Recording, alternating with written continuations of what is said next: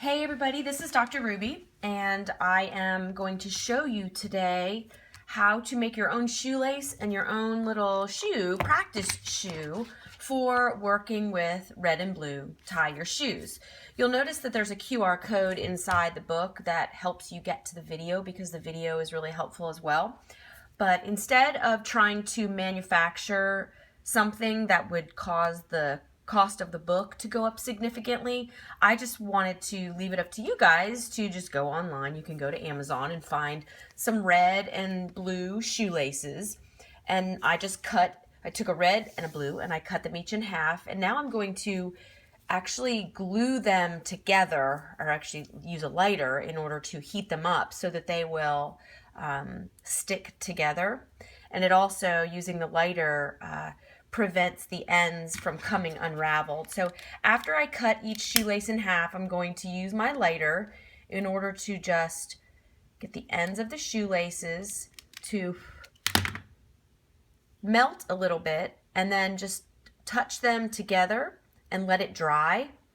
Make sure you do this really carefully though, and make sure that you have adult supervision and such. But once you have it melted and it dries, they'll be together and you won't be able to pull them apart. And then you can put them into the shoe the way you would normally thread a shoelace through the loops. And when you're done, you'll have a shoe that is similar to the one in the book and in the video, because kids really need the hands-on. They really need to be able to look at the video and then compare what's going on in the video with the real world and their own shoes. And so they will be able to actually hold the shoelaces the way it's being done in the video, and that will help. What that does is it sends a tactile signal into, using their fine motor skills, it sends the signal up through the nerve endings in your hands and arms, and it sends those signals into the spinal cord and into the brain, and helps children actually remember how to how to go through the process of tying a shoe. We think of it as so easy, but it's actually a very complicated fine motor skill, and that's why it's so hard for kids to learn.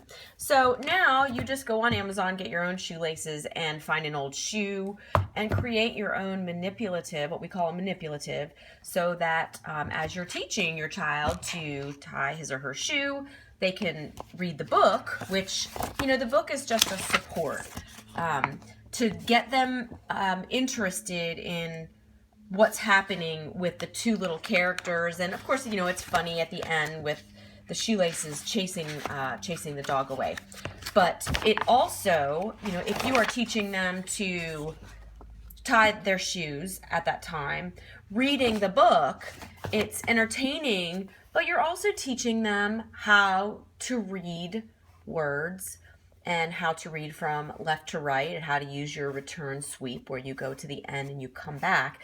And it gives the kids also that print to speech match. As you're reading they hug and they hug, you're doing two things at once. You're helping them learn to read, and you're helping them learn to tie their shoes as well. So I hope this was helpful in just giving you a couple simple tools to create your own shoe. I think the manipulative is key here.